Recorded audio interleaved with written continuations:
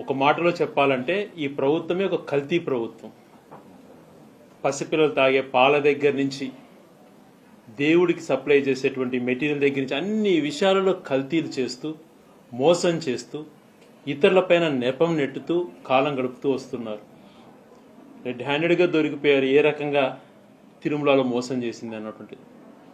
వీళ్ళ ప్రచారాలు ఎలాగుంటాయన్నటువంటిది కూడా ఈ మధ్యన ప్రజలు గమనిస్తూ వస్తున్నారు.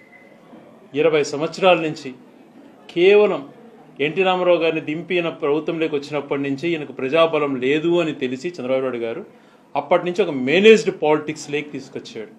ఆ మేనేజ్డ్ పాలిటిక్స్లో భాగంగా తను ఒక విషం, ప్రజల్లో విషం నాటేటువంటిది, దాని విషవృక్షం చేసేటువంటి బాధ్యత తీసుకుంటూ వచ్చాడు.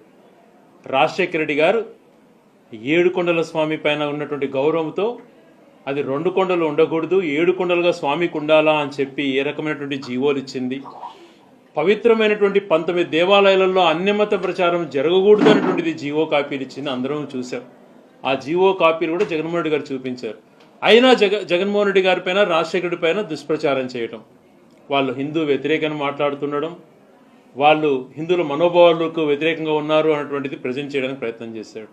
చంద్రబాబు నాయుడు కంటే కూడా 100 రెట్లు ఎక్కువగా రాజశేఖర రెడ్డి గారు కానీ, జగన్మోహన్ రెడ్డి గారు కానీ అందరినీ సమానంగా చూసే తత్వంలో కానీ, హిందువుల యొక్క ఎవరెవరి మనోభావాలను గౌరవించే విషయాలలో చాలా ముందని చేశారు.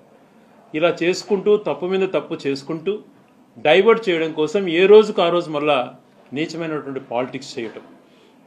జోగి రమేష్ గారి పైన కానీ, అంబటి రాంబాబు గారి ఇంటి పైన కానీ, నల్లపరెడ్డి ప్రసన్న కుమార్ రెడ్డి ఇంటి పైన కానీ ఇలాంటివన్నీ కూడా వీళ్ళు చేసినటువంటి దారుణాలు చూస్తే, దాడులు ఎక్కడన్నా 10 నిమిషాల్లో ఉన్న ఒక 100 మందిని 5 నిమిషాల్లో కంట్రోల్ చేయాల్సి దాన్ని పోలీసులే వాళ్ళకి రక్షణగా ఉండి ఇంటిపైకి యాసిడ్లు, బాంబులతో ఈక్వల్ అయినటువంటి, పెట్రోల్ బాంబుతో ఈక్వల్ అయినటువంటి సీసాలన్నీ కూడా ఇసిరేసి ఇంటిని దగ్ధం చేస్తూ ఉంటే కనీస బాధ్యతగా 5 నిమిషాలలో కంట్రోల్ చేస్తుంటే దాన్ని ఎన్కరేజ్ చేస్తూ ఎక్కడికక్కడ ఒక ప్లాన్డ్గా మనుషుల్ని తీసుకురావటము, మళ్ళీ అక్కడంతా చేసిన తర్వాత వాళ్ళని ఒక ప్లేస్కి తీసుకెళ్ళి వాళ్ళ వెహికల్స్లో తరలించడం అన్నీ కూడా రికార్డ్ అయి ఉన్నాయి.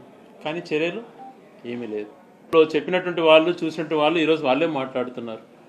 రామచంద్ర యాదవ్ గారు ఉదాహరణకి ఆయన ఈరోజు చెప్తున్నారు, వైసీపీ ప్రభుత్వం ఎప్పుడు ఇలా దాడులను ప్రోత్సహించలేదు, బీసీలపైన ఇలా చేయట్లేదు. ఈ ప్రభుత్వం, కూటమి ప్రభుత్వం వచ్చినాక బీసీలని దారుణంగా హింసిస్తున్నారని ఆయన మాటలు చెప్పడం. అదే రకంగా కూటమిలో భాగస్వామైనటువంటి శాసనసభ్యుడిగా ఉన్నటువంటి తిరువూరు శాసనసభ్యుడిని ఏ రకంగా అవమానించి, ఏ రకంగా హేళన చేస్తూ, ఒక దళితుడు శాసనసభ్యుడిని చూడకుండా ఏ రకంగా చేస్తున్నారో చూస్తున్నాం.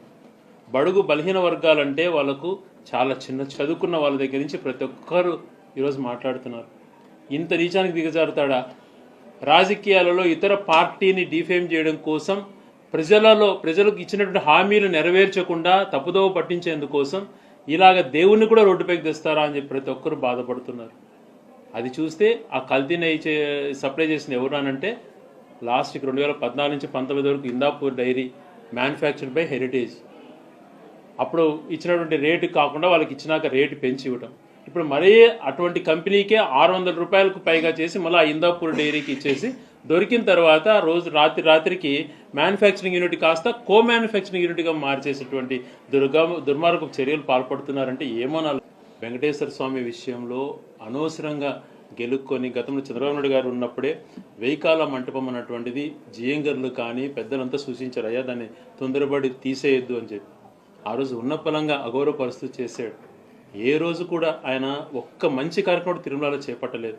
ఈరోజు జగన్మోహన్ రెడ్డి గారు చెప్పిన కార్యక్రమాలు అన్నీ కూడా చిరస్థాయికి గుర్తుంటాయి. రాజశేఖర్ గారు చేశాడు. వేద పాఠశాలలు ఉండాలా అని చెప్పి నిర్ణయం తీసుకునే దగ్గర నుంచి వైకుంఠ ఏకాదశికి సామాన్యుడు కూడా వైకుంఠ ద్వారం దర్శనం చేసుకోవాలని 10 రోజులు పెట్టినటువంటిది ఎన్ని లక్షల మందికి ఉపయోగకరంగా ఉందో ఒకసారి ఆలోచన చేయండి.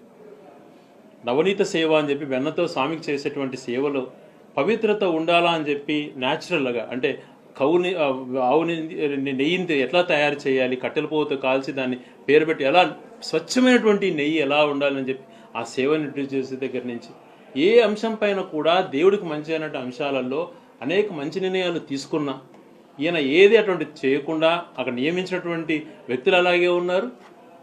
వ్యవస్థని దిగజార్చుకుంటూ పోవడం వల్ల ఈరోజు ప్రజలంతా కూడా బాధపడుతున్నారు. ఎస్పెషల్ నెయ్యి లడ్డు విషయంలో జంతు కొవ్వు కలిసిందని మాట్లాడారు.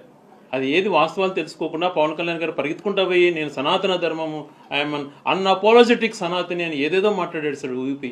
ఈరోజు సుప్రీంకోర్టు నియమించిన కమిటీనే దాంట్లో జంతుకో లేదని తెలియచేసినా కూడా మళ్ళా ఫెనాయిల్ ఉంది, బాత్రూమ్ క్లీనింగ్ ఉంది, ఏదేదో చెప్పి దాన్ని కించపరుస్తున్నటువంటి ఈరోజు వాళ్ళు చేసినటువంటి తప్పులు ఒకటి బయటపడితే దేవుడు కూడా శిక్ష విధిస్తున్నాడు.